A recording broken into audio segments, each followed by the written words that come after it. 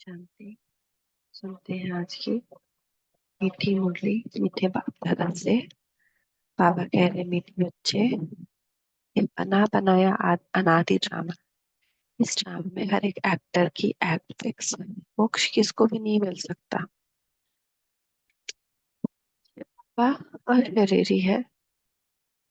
और शरीर में किस लिए आते हैं, कौन सा काम करते हैं कौन सा नहीं।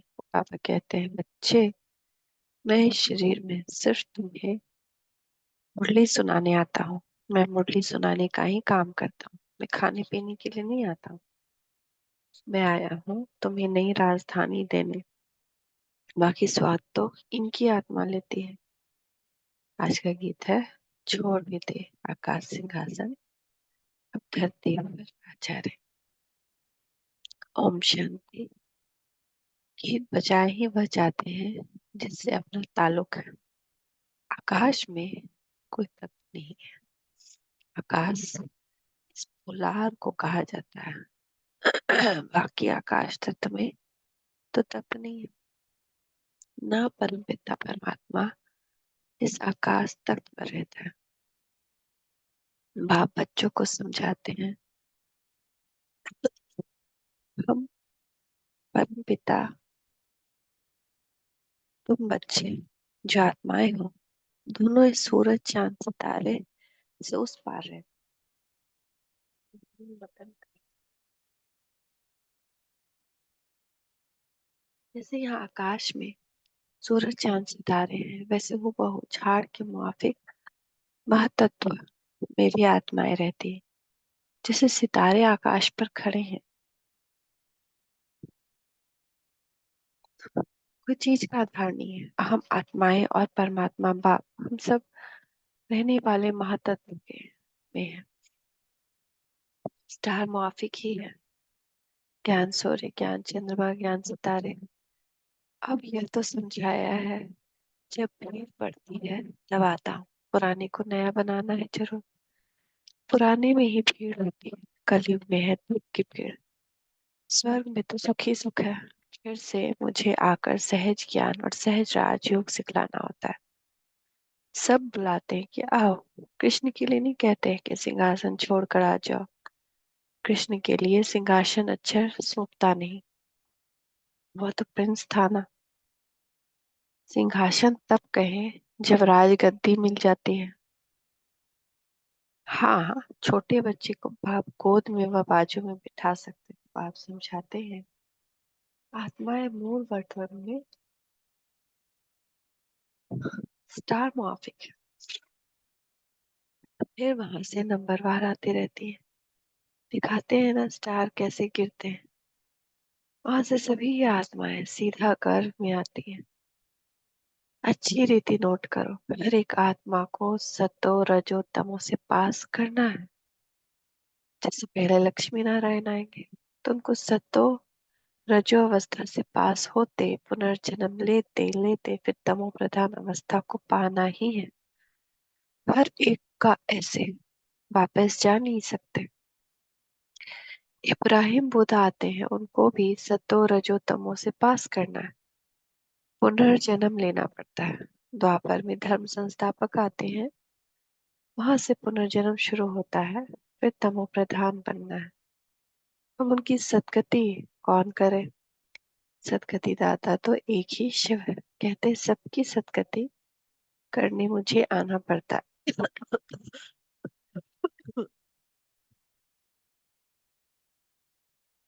मेरे जैसा काम और कोई नहीं कर सकता।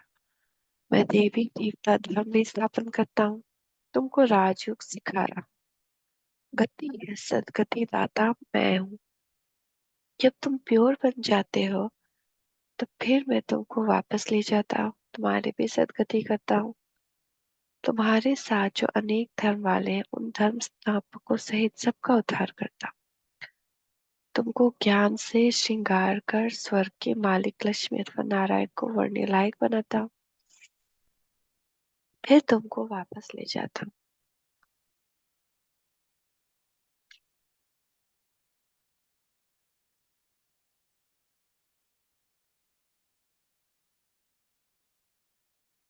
सबसे पहले मुक्ति धाम भेज देता हूँ। सबका सदगति दाता भी हूँ। दूसरे धर्म स्थापक जो आते हैं वो सदगति नहीं करते, वह सिर्फ अपना धर्म स्थापन कर उनकी वृद्धि करने लग पड़ेंगे। अपने धर्म में पुनर्जन्म लेते सतो रजो तमो में पास करेंगे। अभी सब तमो प्रधान है, अब इनको पावन सतो प्रधान कौन बनाए। बाप खुद बैठ बच्चों को समझाते हैं, भगवान आकर सबकी सदगति भी करते हैं, भारत को स्वर्ग भी बनाते हैं, जीवन मुक्ति के लिए राजयोग सिखाते हैं, इसीलिए बाप की इतनी महिमा है। गीता है सर्वशास्त्रमयी शिरोमणि, परंतु कृष्ण का नाम लिख देने से भगवान को भूल गए। भगवान तो सबकी सदगति दाता है, इसलिए गीता सब धर्म वालों के लिए धर्मशास्त्र है, सबको इसे मानना पड़े। सदगति का शास्त्र और कोई है नहीं, सदगति देने वाला है ही एक, उनकी ही गीता है। तुम बच्चों को सदगति का ज्ञान दे रहे हैं। गीता में शिव का नाम होता है तो सब धर्म वालों का ये शास्त्र होता है। बाप सबको कहते हैं, अपने को आत्मा समझ, मेरे साथ योग लगाओ तो विकर्म विनाश होंगे और तुम मेरे साथ मेरे धाम आ जाएंगे। सब धर्म वालों की सदगति करने वाला भी मैं हूँ। बाकी तो आते हैं अपना धर्म स्थापन करने। मनुष्य कहते हैं क्या मोक्ष नहीं मिलेगा? बाप कहते हैं नहीं, जो सब आत्माएं हैं सबका पार्ट ड्रामा में फिक्स है, किसकी एक्ट बदल नहीं सकते। हर एक की एक्ट, पूरी एक्ट का अनादि ड्रामा बना हुआ। ड्रामा अनादि है, उसका आदि मध्य अंत नहीं है। सृष्टि का आदि सत्य को कहा जाता है और अंत कलयुग को। बाकी ड्रामा का आदि अंत नहीं है। ड्रामा कब बना ये नहीं कह सकते, ये प्रश्न उठ नहीं सकता। बाबा ने समझाया है कि और जो भी शास्त्र है उनके हर एक ने आकर अपना धर्म स्थापन किया है, सदगति नहीं की है। उन्होंने तो धर्म स्थापन किया, उनके पीछे वृद्धि होती गई। कितने कितने गुह्य पॉइंट्स, ऐसे निबंध लिखने जैसे ही यहाँ गपोड़ी की बात नहीं। हार जीत का यह ड्रामा है। सत्य में परमात्मा को याद करने की दरकार नहीं। परमात्मा को याद करे तो फिर यह बातें भी समझे कि हम ब्राह्मणों को उसने रचा है। अब तुमको तो सब मुंह बतलाते कि मैं रचता। ये ब्राह्मणों की नई दुनिया है संगम की। चोटी को नहीं जानते, विराट रूप बनाते हैं, उसमें देवता क्षत्रिय वैश्य शूद्र दिखाते हैं, ब्राह्मण को भूल गए हैं।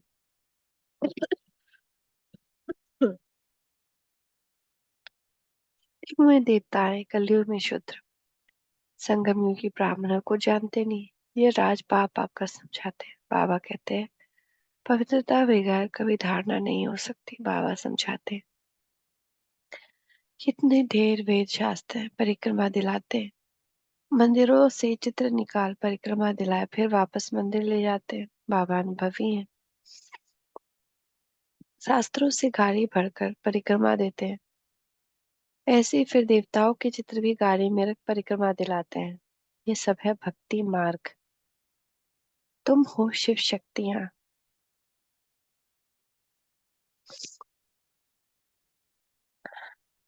तुम सारे विश्व की सदगति करती हो, परंतु यह कोई जानते नहीं कि दिलवारा मंदिर हूबहू इन्हीं का यादगार है। ऐसा मंदिर कहीं नहीं है। जगदम्बा है, शिव बाबा भी हैं, शक्तियों का चबूतरा भी बना हुआ। भक्ति मार्ग में फिर से ऐसे मंदिर बनेंगे, फिर विनाश होगा तो ये सब खत्म हो जाएगा। सत्य में कोई मंदिर होता नहीं। यह सब भक्ति मार्ग विस्तार है। ज्ञान में तो चुप रहना है, एक शिव बाबा को याद करना है। शिव बाबा को भूल औरों को याद करेंगे तो अंत में फेल हो जाएंगे। फेल नहीं होना है। मनुष्य मरते हैं तो उनको कहते हैं राम राम कहो, पर ऐसे याद आता नहीं है। फिर भी गाया जाता है अंत काल जो नारायण सिमरे अभी की बात है। भंभोर को तो आग लगनी है, अंत काल जो नारायण सिमरे। बरोबर अब तुम समझते हो हम नारायण व लक्ष्मी को वरेंगे, स्वर्ग के लिए तैयार हो रहे हैं। बाबा बगैर यह ज्ञान कोई दे नहीं सकते। यह बाबा भी कहते हैं कि हम अब हमको शिव बाबा ने बताया है। इनको शक्ति सेना व पांडव सेना कहा जाता है। पांडव है नाम है महारथियों पर। शक्ति फिर शेर पर सवार दिखाई देती है। तो बाप कहते जैसे कल पहले सहज राजयोग सिखाया था वैसे ही हूबहू इसी प्रकार सिखा रहा हूं। जो भी एक्ट चले कल्प कल्प वही चले, इसमें फर्क नहीं पड़ सकता। कल्प कल्प यह पाठ चलेगा। बाबा कहते हैं तुमको गुहे गुहे बातें सुनाता हूं, पीछे क्या होने वाला है सो तो फिर पीछे सुनाएंगे ना। अभी सब सुना दूं तो क्या बस वापस चला जाऊं? अंत तक नहीं पॉइंट सुनाते रहेंगे। हम गीता की महिमा बहुत करते हैं परंतु उस गीता व महाभारत में तो हिंसक लड़ाई दिखाती है।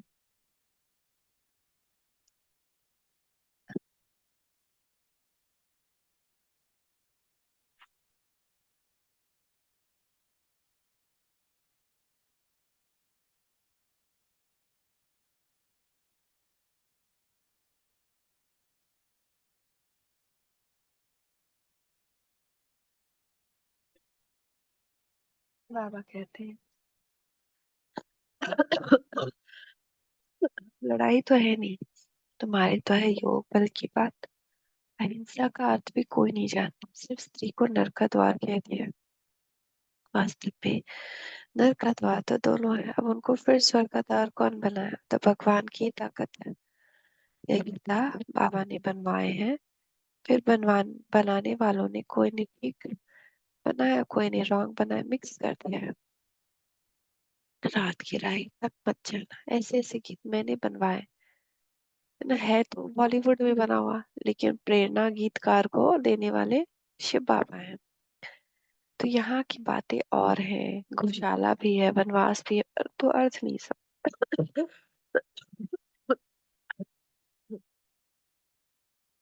हमने किसको भगाया क्या? हमने किसको भगाया क्या? किसको कभी कहा था कि कराची में चले आना? पूछो इन शक्तियों से कि ये ड्रामा में पार्ट था। जिन पर सितम हुए तो चले आए, तो राइट क्या है? और बाप बैठ बतलाते हैं शास्त्रों में तो लिखा है वह भक्ति मार्ग है, उनसे तो मेरे से मिल नहीं सकते, मेरे पास आ नहीं सकते। शास्त्र पढ़ के मेरे पास आ नहीं सकते, मुझे तो गाइड बन यहाँ आना पड़ता। कहते हैं ऐसा तन क्यों नहीं लिया जो गृहस्थी ना हो।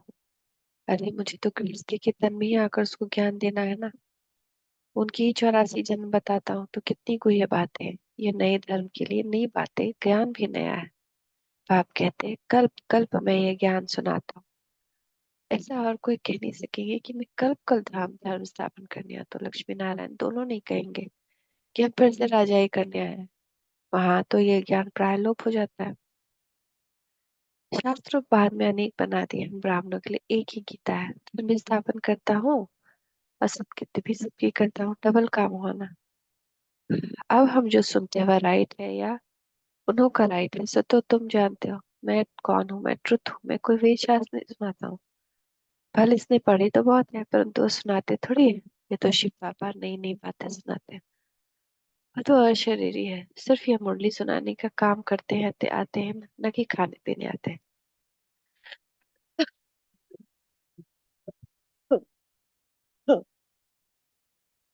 तुम बच्चों को फिर से राजधानी देने स्वाद इनकी आत्मा लेती है।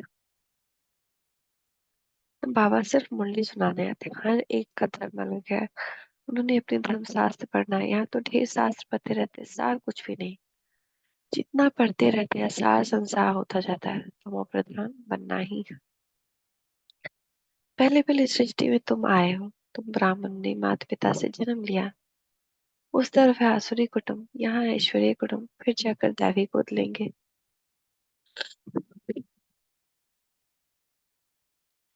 स्वर्ग के मालिक बनेंगे, माता पिता की मत पर चलेंगे तो स्वर्ग के सुख घनेरे मिलेंगे।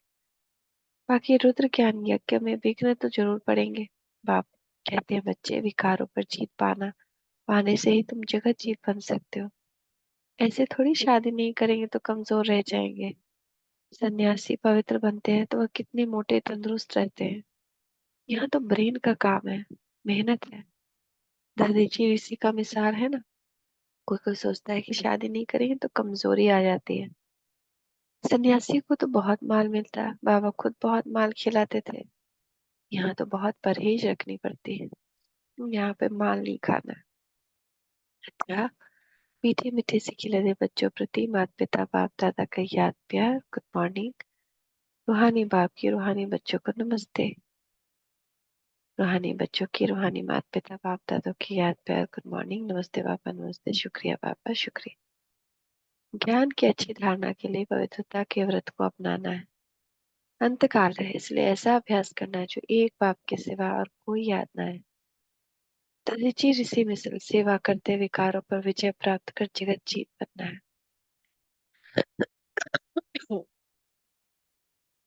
आज का वरदान है, समय की रफ्तार प्रमाण सर्व प्राप्तियों से भरपूर है, माया जीत बनने वाले तीव्र पुरुषार्थी भव। समय की रफ्तार प्रमाण सब प्राप्तियों से भरपूर है, माया जीत बनने वाले तीव्र पुरुषार्थी भव। बाप दादा ने जो भी प्राप्तियां कराई, उन सब प्राप्तियों को स्वयं में जमा कर भरपूर करो, कोई भी कमी न रहे। जहाँ भरपूरता में कमी है, वहाँ माया हिलाती है। माया जीत बनने का सहज साधन है सदा प्राप्तियों से भरपूर रहना। कोई एक भी प्राप्ति से वंचित नहीं रहा। सब प्राप्तियों समय की रफ्तार प्रमाण कोई भी समय कुछ भी हो सकता है, इसलिए तीव्र पुरुषार्थी बन, अभी से भरपूर बनो, अब नहीं तो कभी नहीं।